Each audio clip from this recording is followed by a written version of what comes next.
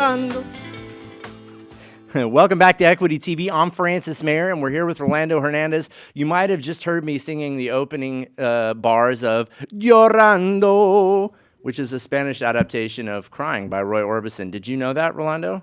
I do now. Okay, but it's a wonderful, wonderful song. It's in a David Lynch film. Anyway, Rolando, you're a person who likes to alleviate crying over at the Dream Center. You're a guy who helps people out. Yes. What is your official job title on paper? I am the housing coordinator for the independent living program. Okay. And I'm stationed at the Dream Center. Very good. And you specialize in dealing with foster youth who are out of the youth program. Is that correct? Pretty much, I work with youth that are ILP eligible, which is the ages of 16 to 21. And what does IOP stand for? The independent living program. Okay, very good. And what kind of skills do people learn? What kind of services do people get in the independent living program? You know what? We assist the youth in that transition from foster care to being independent on their own. We put on workshops, housing, budgeting, life skills. Once a year, we have a very big, very fancy graduation dinner. All of our workshops, the youth receive incentives for. So it's a very nice program. What kind of incentives do they get? Money. Oh, nice. So, for example, the best incentive. Money. Yes. So we start saving up money in a trust fund for them, and then whatever the amount is, we'll match it in a gift card for them. Oh, wonderful. So I've had youth that, they attend all our workshops, and when they're 18, they have a couple $100s in their account. Nice. Yes.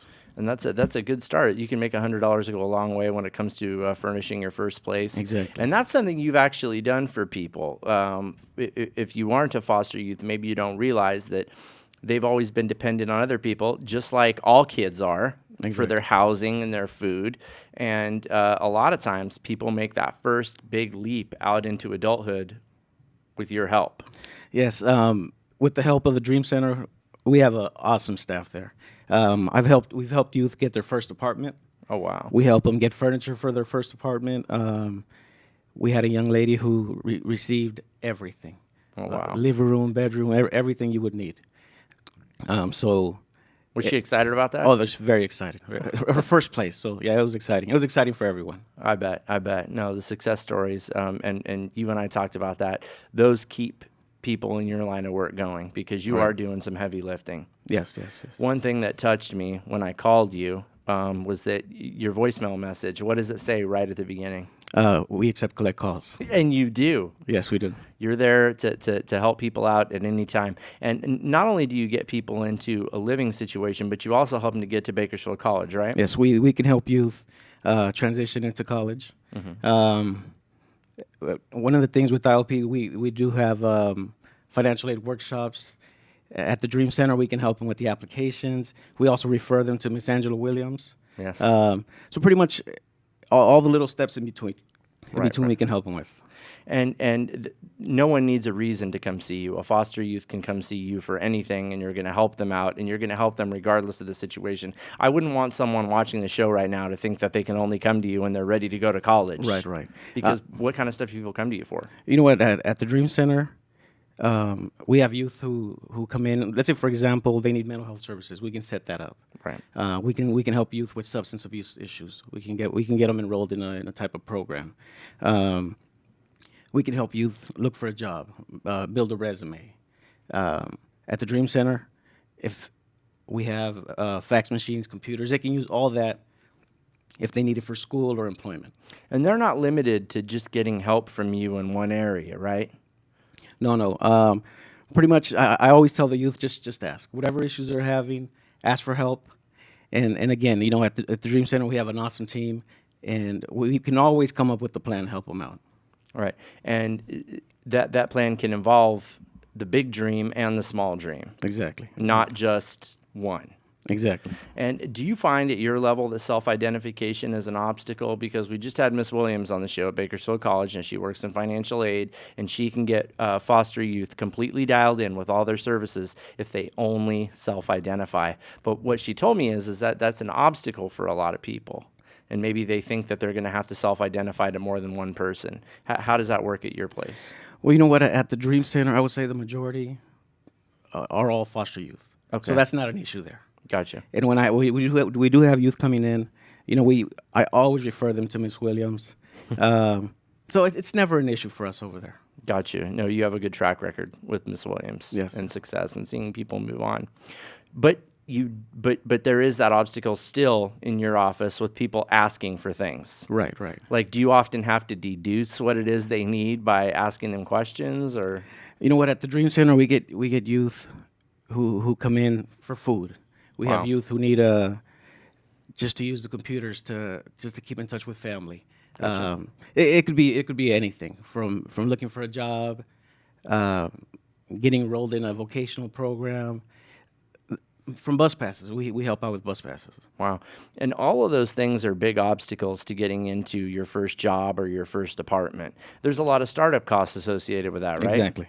What if someone didn't have a good job or a good shirt for an interview? Like this one, the one you're wearing actually is very handsome. Thank you. At the Dream Center, we have a large selection of clothing that we have for the youth, and they're welcome to it. They can. And we try to get donations, so we have a lot of nice dress interview clothing. The youth in AB 12 are also eligible for a stipend. They can request that money if they need, for interview wardrobe or that type of stuff. Talk about that for just a minute, AB 12, because that's something that hasn't been around for a long time. Right? Now, before, you used to just be booted out to fate when you turned Exactly. 18, right? Yes. And I don't know anybody, Rolando, to be honest with you, who is ready for adulthood at 18. Well, And I AB know 12 some people have to be. Exactly. But AB 12 was started for that reason. We had a lot of 18-year-olds who were struggling, struggling with homelessness, just making it. So now AB 12 allows youth to stay in foster care up to the age of 21. Okay, but in foster care, that doesn't necessarily mean they have to live with a foster family, right? No. AB 12, they have several different housing options now. Again, they're over 18, so they're adults, so they can make choices now. They can have their own apartment. They can live with friends. They can even live with family, as long as it's not the biological parents. Why is that? Because if they aged out of foster care, that means the parents never reunified. So, Got you. if they have a good relationship with their foster parents, they could continue staying with them also. Gotcha.